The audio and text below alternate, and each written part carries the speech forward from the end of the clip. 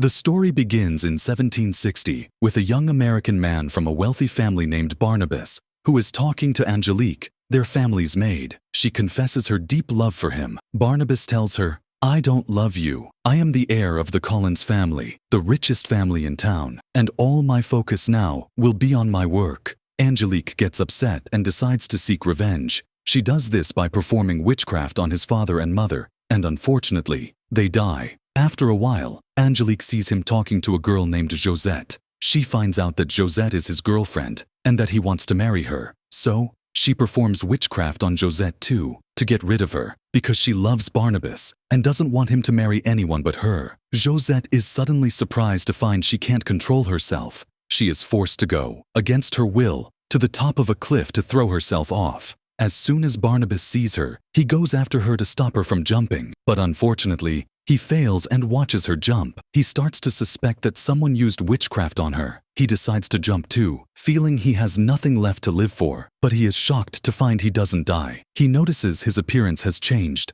and he has transformed into a vampire. Angelique comes to look at him, gloating, because he left her for another woman. He then understands that she performed witchcraft on him and turned him into a vampire, so he would be cursed and live for centuries, since vampires in legends are immortal and cannot die. After a while, he's shocked to find out she told the townspeople that Barnabas had turned into a vampire. She gets them to lock him in a coffin and bury him in the woods to get rid of him. Many years later, we go to a beautiful girl named Victoria. She is on her way to the Collins family mansion to work as a nanny/governess there. When she arrives, the mansion's caretaker greets her. Then Elizabeth, the head of the family, comes and tells her, "If you're going to work in this house, you need to mind your own business and never interfere in anything that doesn't concern you." She takes her and introduces her to her eldest daughter, Carolyn, and tells her that Carolyn is very rebellious and doesn't do anything with her life except listen to music and dance. Anyway, they later sit at the table for dinner. The family members come and sit with her. We learn they don't know anything about Barnabas and think his story is just a myth,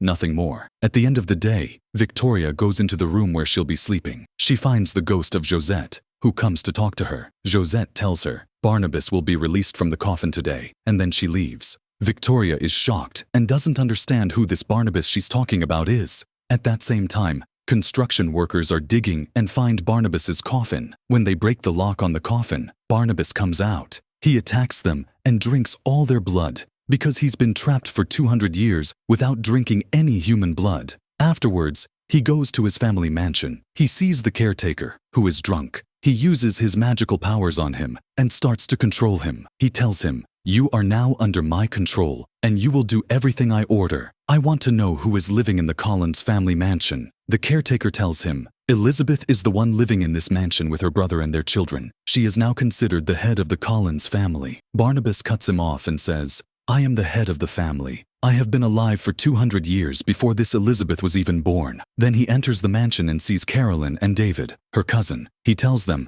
"I am your great-uncle, or great-great-uncle ancestor, the head of the Collins family." Before he can finish, Elizabeth comes and talks to him. She tells him, "I know you're a con man, here to scam us, but your plan will fail because we're actually poor. We don't own anything except this mansion." Barnabas is shocked and says, "But we were the richest family in this entire town. I am not a con man or anything." He tells Elizabeth, "To prove it, I can show you secret rooms in this mansion that you don't even know exist." He indeed opens a secret room, and Elizabeth starts to believe him. Barnabas asks her, "What do you know about the heir of the Collins family?" She replies, "My grandfather told me the heir's name was Barnabas, and that he was a crazy man because he thought his parents died from witchcraft, and that he turned into a vampire afterwards. But all of that was just a myth, nothing more." Barnabas tells her, "This is no myth. I truly am the heir of the Collins family, and I was trapped in that coffin for 200 years. Now I have returned, and I will make you all rich again because you are my family." He then opens another secret room in the mansion, filled with endless gold and jewelry. He tells her he will live in the mansion with her and her family. Elizabeth, of course, agrees because she is greedy for the gold.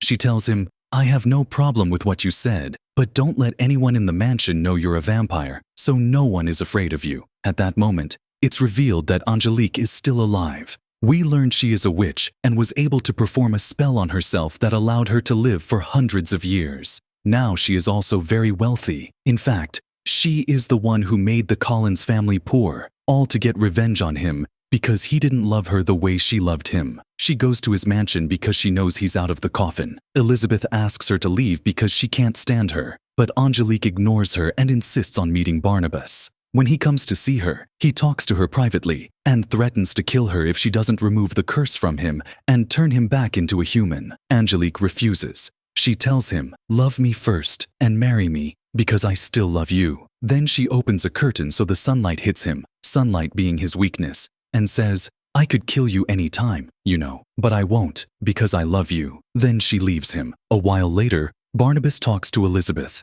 He tells her, "I want to work and make our family wealthy again. Most importantly, I want to get revenge on Angelique and shut down all her factories. I'll make her poor to force her to turn me back into a human." Elizabeth encourages him and says, "I'll help you because I'm tired of the poverty I've been living in for so long." Barnabas starts working and buys a factory near the port to get into the fish trade, just like his father used to do. He hires many workers for his factory. Then he goes to the head fisherman and uses his power to control him, telling him, "I don't want you to give any more fish to Angelique. You must make all the fishermen give their fish to me." Within a short period, Barnabas's factory makes huge sales. He starts going out with Victoria, the governess, and it seems he is attracted to her. At that moment, Angelique meets with the managers of her factories and tells them, "Barnabas has become our competitor. I must buy his factory from him before he makes us go bankrupt." She goes to meet him and says, "I'll buy your factory from you for $10 million.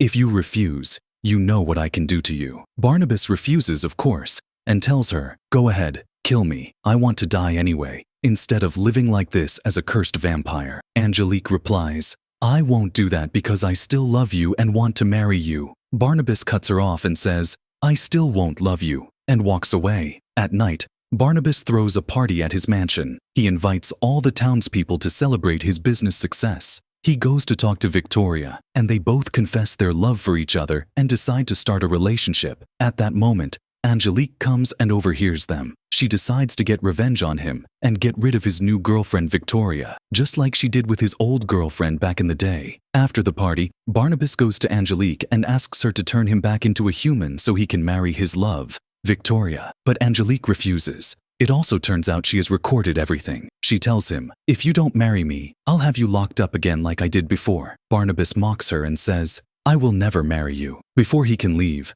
her men grab him and lock him in a coffin. She chains it up to bury him again. She tells him, "Since you won't marry me, you won't marry anyone else." She uses her magic to burn down his factory. Then she takes the coffin to an abandoned house. She says, "I'm not burying you in the woods this time where someone might find the coffin. I'm bringing you to this abandoned house that no one ever enters. You'll be trapped here forever." Then she leaves him. After a while, Barnabas hears someone enter the house. He tries to shout and call out, hoping they will rescue him. The person comes and rescues him. It turns out to be David. Barnabas asks, "David, how did you get here? This house is abandoned." David replies, "I see the ghost of your old girlfriend, Josette. She told me to come here to rescue you." Meanwhile, firefighters are at his factory trying to put out the fire. Angelique, the witch, talks to the sheriff. She tells him, "I have proof that Barnabas is a vampire." She plays the recording where he admits it. She suggests they go to the mansion and set it on fire to get rid of Barnabas for good. It's clear she wants to destroy his entire family to get revenge on him.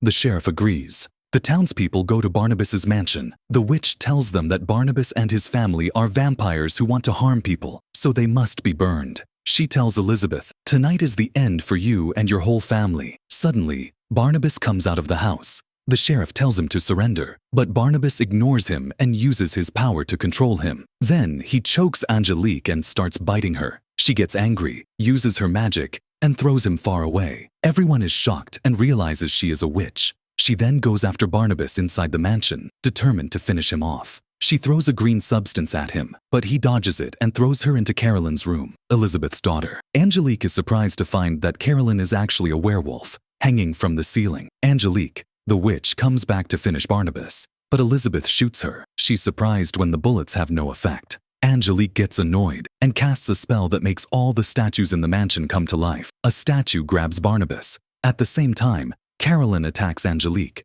but unfortunately fails because Angelique is much stronger and throws her far away. Elizabeth is shocked to learn her daughter is a werewolf. Angelique tells her, "When your daughter was little, I had a werewolf bite her." Then she talks to Barnabas. and confesses that she was the one who killed his parents to get revenge on him. At that moment, David comes and talks to her, saying, "Leave Barnabas alone, or I'll have the ghost in this house get rid of you." But Angelique dismisses him. Before she can continue, Josette's ghost appears and screams in her face. Angelique is thrown back. A chandelier falls on her, and she is injured. Barnabas gets his family out of the mansion before they die in the fire. He tells Angelique he never hated her, but he couldn't love her because back then, he loved Josette. Angelique tells him, "I did all this because I love you. I couldn't bear to see you with anyone but me." She then removes her own heart from her chest, hands it to him, and dies. When Barnabas looks for his love, Victoria, he can't find her. He's afraid she might have burned in the mansion. David tells him, "I saw her walking towards the cliff."